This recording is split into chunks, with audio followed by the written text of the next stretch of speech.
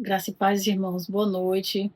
Que maravilha que o Senhor mais uma vez nos concede estarmos diante de Sua presença, voltar, né? Voltamos, na realidade, na semana passada, aos nossos cultos de doutrina. A gente está caminhando para a reta final do livro do Gênesis e tem sido para a gente uma bênção, né? A gente já tem um estudo relativamente grande com relação a esse livro, porque ele é grande, tem diversos meses já que a gente tem nos debruçado no livro do Gênesis, e hoje, mais uma vez, nós vamos fazer isso. Nós vamos abordar a porção do livro no capítulo 43, dos versos 1 ao verso 14, mas antes da gente passar para o texto, eu gostaria de orar com os irmãos, de convidá-los, convidar juntamente com os irmãos do Senhor para que nos ajude, nos oriente no estudar de sua palavra na noite de hoje. Então, oremos. Deus Santo, nós queremos nos colocar mais uma vez, Senhor, em Tua presença, Deus, te pedindo que o Senhor nos ajude na nossa incapacidade, Senhor, na nossa simplicidade, Deus, na nossa pequenez, Deus.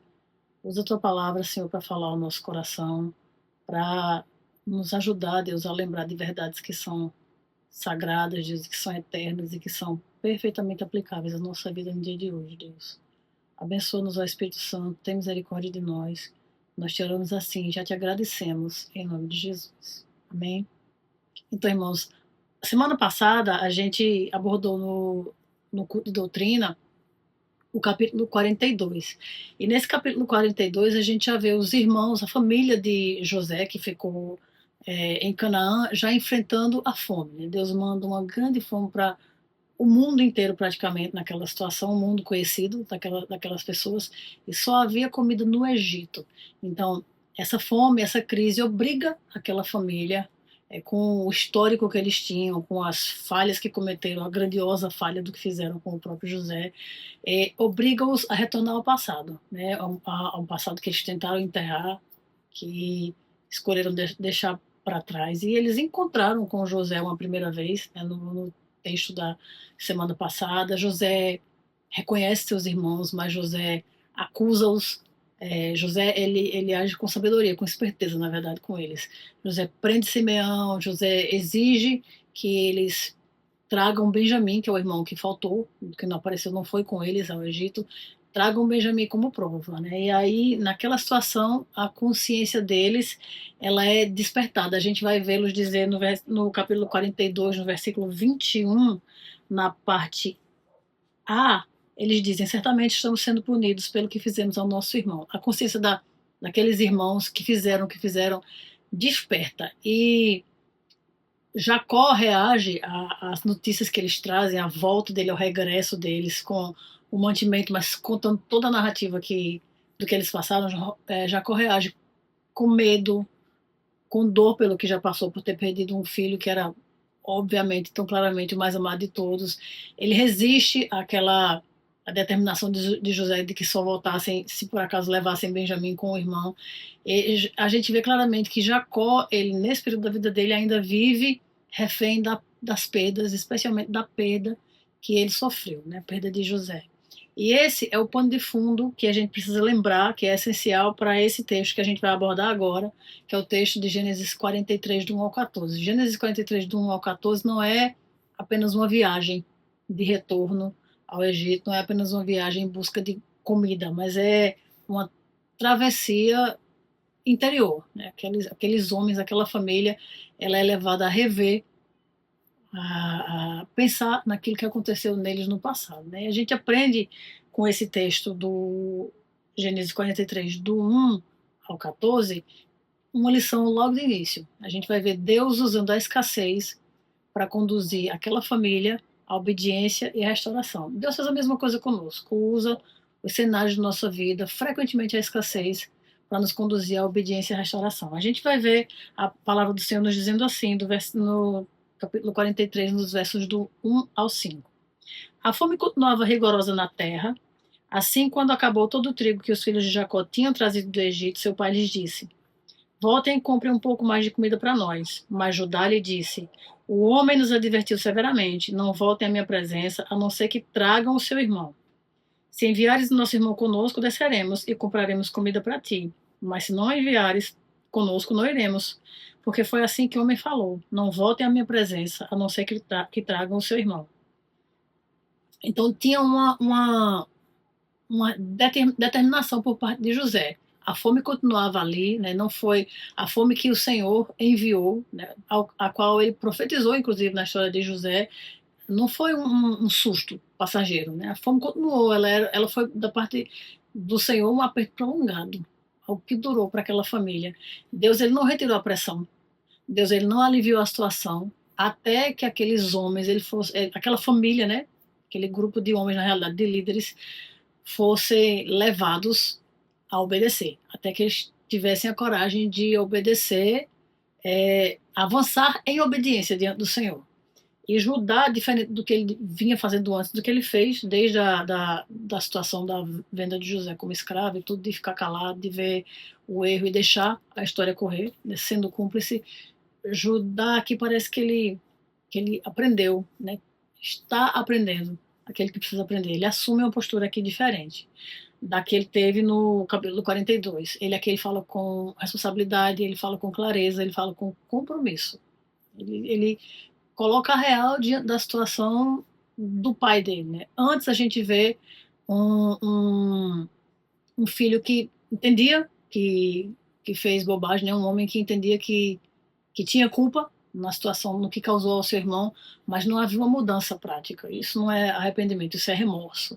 Quando a gente sente a dor no coração por alguma falha que a gente cometeu, mas a gente não muda de postura, isso não é arrependimento. Isso é só remorso mesmo. A gente espera que o tempo leve isso embora. Agora, na vida de Judá, existe uma decisão difícil a ser tomada, porém necessária. Ou Benjamim vai, ou não adianta a gente ir. A decisão é difícil, mas a escassez que o Senhor ele providenciou naquela situação, ela se torna, na verdade, não somente uma prova, não somente uma tribulação, mas ela se torna um instrumento pedagógico da parte do Senhor. Deus usa aquela situação para ensinar aquela família, né? Não é a escassez não é um castigo sem sentido, não é um castigo vazio. A escassez, na verdade, é direcionamento do Senhor, é Deus conduzindo você, ainda que se debatendo, ainda que não querendo, a fazer o que é preciso que você faça, a caminhar em direção à vontade do Senhor.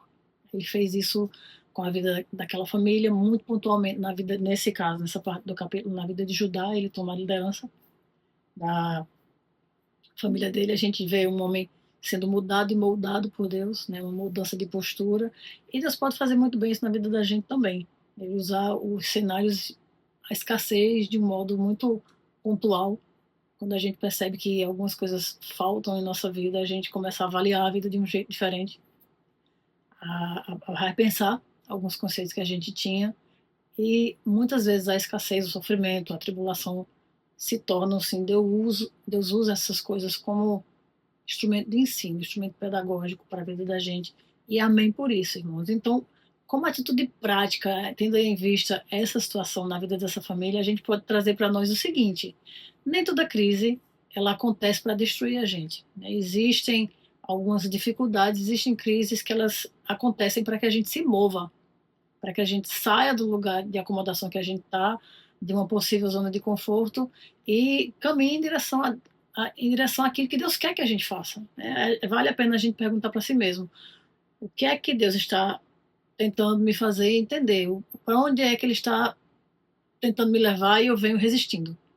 Eu venho adiando, e, consequentemente, prolongando a situação que está estabelecida, porque Deus não vai abrir mão de me ensinar aquilo que eu preciso aprender, né? A gente pode também, uma segunda atitude prática na nossa vida, é aprender que a obediência parcial ela não sustenta a gente em tempos prolongados de fome espiritual. A gente não dá para obedecer a Deus pela metade, né? A obediência pela metade já é uma desobediência completa. A gente vê aqui nesse texto que a ordem de José, ó, se Benjamim não vem, não adianta vir. E Judá, ele é firme nisso. Olha, se o Senhor não liberar Benjamim para ir com a gente não vai. Se Benjamim não for, a provisão que a gente precisa não vai vir até nós. Então a gente precisa Assim como os irmãos se viam naquela situação de ter que obedecer a algo que para eles era desconfortável, diante do cenário que Deus montou para eles, a gente precisa entender que frequentemente a gente também vai ter que obedecer diante do Senhor a coisas que para nós não são confortáveis. Para a gente é difícil, é árduo, muitas vezes é ruim. Para o Senhor, Ele sabe que é aquilo que é necessário para a gente. A gente precisa trazer essa atitude para a nossa vida. Obedecer parcialmente não adianta, não sustenta a gente, não supre a fome espiritual que a gente tem. O que vai nos suprir é obedecer a Deus completamente, é fazer aquilo que Ele nos chamou para fazer, é cumprirmos as disciplinas que Ele criou para que nós cumpríssemos oração, leitura da palavra, jejum, caminhar perto de Deus em intimidade, a obediência ao Senhor. E a terceira atitude prática, né, tendo em vista essa porção do texto, a gente pode também considerar, né, que crescer espiritualmente envolve que a gente assuma riscos, que a gente assuma responsabilidades que antes a gente evitava, que a gente cresça, amadureça espiritualmente. E aí a gente vê isso aqui muito claramente, novamente, na vida de Judá, um irmão que antes se calou, foi cúmplice, deixou a história correr como os seus outros irmãos pensaram, e José se perdeu, ele não sabia que José estava vivo, ele só viu o sofrimento do pai e viu desenrolar aquela história. Aqui ele vê um outro irmão em perigo. O homem de que ele fala que é o próprio irmão que ele não reconhece, exige que Benjamim vá. E ele se coloca como responsável pela vida daquele irmão. Ele é uma condição, mas deixa ele ir, porque eu respondo pela vida dele. A gente vê que Judá, ele se coloca como fiador, ele cresce espiritualmente, ele amadurece. A situação ao redor dele força-o a um crescimento que, se essa situação não acontecesse, não viria para a vida dele. A gente também é assim, a gente precisa crescer espiritualmente, a gente precisa estar preparado para abraçar as responsabilidades que o Senhor traz para nós. E responsabilidades materiais são muito simples, elas são a parte mais fácil desse pacote. As mais difíceis são as responsabilidades espirituais, e elas existem para nós, e a gente não pode correr delas. Então, tendo pensado nessa primeira lição, a gente tem a segunda. A segunda lição é a seguinte: a fé que é amadurecida, ela entrega o controle a Deus, ela confia na misericórdia de Deus. Isso faz parte da definição de fé, irmãos. Se eu digo que tenho fé e não entrego o controle a Deus, não confio nele, não é fé. É alguma coisa pelo meio do caminho.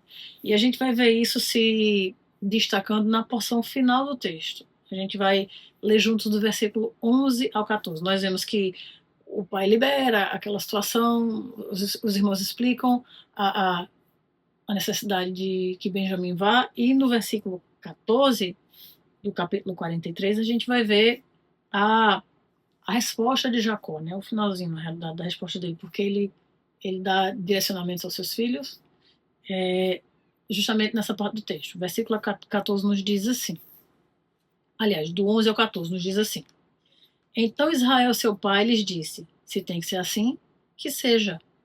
Coloquem alguns dos melhores produtos da nossa terra na bagagem e leve-nos como presente ao tal homem um pouco de bálsamo, um pouco de mel, algumas especiarias e mirra, algumas nozes de pistache e amêndoas. Levem prata em dobro e devolvam a prata que foi colocada de volta na boca da bagagem de vocês. Talvez isso tenha acontecido por engano, porque José devolveu a prata que os irmãos levaram para pagar os cereais. Peguem também o seu irmão e voltem àquele homem.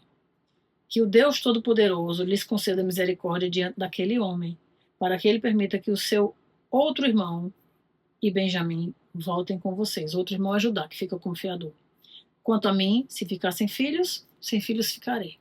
A gente vê aqui uma mudança de comportamento. Jacó, que no capítulo 42, a gente vai ver ele se comportando como um homem paralisado pelo medo, com medo de perder o único filho que sobrou para ele, da mulher que ele mais amou, que era Raquel, no caso Benjamim. Agora ele age forçosamente por conta das circunstâncias. Deus também atuando na vida de Jacó. A gente vai ver ele agindo com fé, com confiança, né? Agindo de um modo sábio, inclusive preparando os filhos para a viagem que eles tinham a fazer. Ele prepara presentes, ele organiza a restituição do dinheiro que que José devolveu. E, por fim, ele faz a entrega, né, daquilo que ele julga naquela comitiva toda mais importante, que é o próprio Benjamim, né? Os seus filhos, na realidade, vão. Ele pede não só para que Benjamim volte, mas o outro irmão e o outro irmão ajudar, né? Que eles voltem em segurança, né? Ele faz uma entrega com palavras que, sim, falam a respeito de confiança, né? Talvez a gente não veja tanta efusividade nas palavras dele, mas a gente vê alguém que entendeu que o controle não está na mão dele. Ele diz: se eu ficar sem filhos ficarei. A gente não está vendo, na realidade, nas palavras desse pai, atitude fatalista. A gente vai ver uma atitude de alguém que se rendeu, alguém que percebeu que não adianta eu tentar segurar as rédeas dessa história. Essa história ela está além de mim. Alguém mais competente do que eu controla essa história. É o que acontece com a gente também. A gente tantas vezes quer segurar as rédeas da nossa vida e, no final das contas, quem controla a história da nossa vida é o Senhor. Nós somos meros mordomos daquilo que Ele nos deu. E Jacó, ele entende aqui, finalmente, que ele não controla os resultados das coisas que acontecem com ele, que ele deve, que ele pode confiar no caráter do Senhor, no caráter de Deus. A gente vê aqui um avanço muito claro, muito óbvio em relação ao capítulo anterior. Antes, a gente vai ver ele falando no versículo 42, no capítulo 42, no versículo 36, a gente vai ver ele dizendo: tudo está contra mim. Toda aquela situação que aconteceu, mesmo que eles tivessem trazido os mantimentos de que precisavam, no final das contas, tudo está contra mim. Né? Alguém que se vitimiza. E agora, a gente vai ver no versículo 14 dizendo: Deus Todo-Poderoso vos dê misericórdia. E no final, concluindo: olha, se ficar sem filhos ficarei. E a gente tem como atitudes práticas, pensando nessa porção do texto, o seguinte: a gente precisa entender e trazer como prática para a nossa vida de que fé não é ausência de medo. Frequentemente a fé que ela é mais real, que ela é mais verdadeira, genuína, mais poderosa, ela se apresenta, se manifesta justamente quando a gente sente mais medo. Fé não é não sentir medo, fé é confiar em Deus apesar do medo, ainda que com medo. A gente tem que lutar para que a nossa fé seja justamente essa. Ela apareça quando a gente tiver pouco, quando a gente não tiver o que quer, quando a gente estiver diante de tribulações, sejam elas materiais, emocionais, de saúde, financeiras e inclusive as próprias tribulações espirituais. Quando a dúvida assalta a gente, nesses momentos é que a gente tem que mais ainda buscar preservar a nossa fé. A gente pode também trazer como atitude prática para a nossa vida a entrega consciente, né, nossa parte volitiva do controle da nossa vida ao Senhor. A gente precisa entender que isso, entregar o controle da nossa vida ao Senhor de maneira consciente e voluntária, não é fraqueza. Não é, eu não tenho o que fazer, toma Deus, não é assim. É maturidade espiritual, é reconhecer que o óbvio, Deus é melhor do que eu, é mais inteligente do que eu, é mais competente do que eu, é mais poderoso do que eu, que é melhor para estar controlando isso enquanto eu sou apenas um mordomo. Eu pergunto a ele o que é que o senhor quer, como é que o senhor deseja, me mostre qual o direcionamento. Aí eu sigo em segurança, Deus controlando aquilo que eu tenho de mais precioso, que é a minha vida, né? Consequentemente abençoando a vida daqueles que estão ao meu redor. E a última atitude prática que eu convido os irmãos a terem nessa noite é confiar justamente na misericórdia de Deus. Quando a gente confia na misericórdia do Senhor, a gente dá passos que, a princípio, antes nos pareceriam impossíveis. Confiado na minha própria força, eu vou travar como Jacó fez. Eu vou ficar estagnado, vou ficar paralisado pelo medo. Confiando na misericórdia do Senhor, confiando no Senhor, eu vou dar passos que eu sozinho não consigo, que são impossíveis para mim. Mas alguém mais poderoso do que eu me ajuda e me conduz. Então, é muito melhor confiar no Senhor do que confiar no próprio braço, como a palavra do Senhor já fala. Então, para concluirmos, irmãos, Gênesis 43, ele nos mostra que Deus, ele não trabalha só, porque nem chegou ainda no final da história de José e seus irmãos.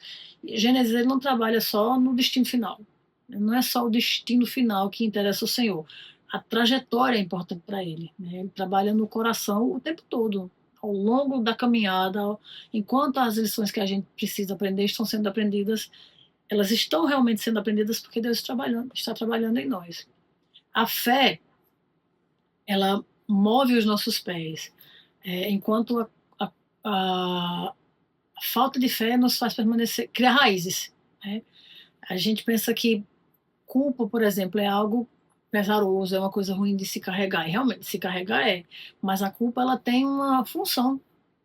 Enquanto a gente sente a dor, existe a possibilidade, a esperança de que a nossa consciência desperte, como foi o caso dos irmãos de José, como aconteceu com o próprio Judá. Então, essas coisas elas são usadas pelo Senhor para que surja uma fé que é amadurecida. E essa fé amadurecida é o que abre espaço para a restauração, que a gente sabe que na história de José, em seguida, vai acontecer. Vai haver a restauração da história não só dele, mas da família dele inteira, né? Antes de José se revelar aos irmãos dele, antes de José mostrar aos irmãos quem José é, Deus estava tratando os irmãos dele e o próprio José. Deus estava, na verdade, se revelando um pouco mais a cada dia àquela família que tanto precisava dele. Que família não precisa dele, irmãos? A nossa precisa muito, né? Nós precisamos muito do Senhor. Nós precisamos, a cada dia, receber do Senhor um pouco mais da revelação dele. E que bom que Deus trata a gente assim, ainda que em meio à tribulação, ainda que na escassez, ainda que em meio à fome, e muitas vezes de um modo prolongado. O Senhor ali tem lições que são preciosas para nós, assim como foi na vida da família de José, assim como foi na vida dele, dos seus irmãos, do seu pai. E tudo para que muita gente fosse preservada, Deus tornando mal em bem, como essa história propriamente nos ensina. Amém. Que o Senhor nos abençoe, que Ele nos ajude a continuar considerando a palavra dele, aprendendo com ela um pouco mais a cada quarta-feira, e que seja o Senhor e o Espírito Santo a nos ensinar. Amém? Vamos orar, irmãos, vamos agradecer ao Senhor. Santo Deus, nós te agradecemos, Senhor, pela tua bondade para conosco. Deus, nós não merecemos nenhuma das coisas que o Senhor faz por nós na realidade, Deus, mas o Senhor nos deu aquilo que é mais precioso, que é o Senhor Jesus, e com ele o Senhor nos dá todas as coisas, Senhor, inclusive o privilégio de aprender um pouco mais da tua palavra a cada quarta-feira, Senhor, nesse meio, Deus, que o Senhor reservou para nós. Obrigada, Senhor. Torna-nos, Deus, nós te pedimos, a cada dia mais, com o passar do tempo, uma igreja madura, Senhor. Madura e cada vez mais apegada a Ti, Deus. Abençoa cada um dos irmãos, Senhor. Continua conosco. Nós choramos assim, te agradecemos. Em nome de Jesus. Amém, irmãos. Paz, que o Senhor os abençoe.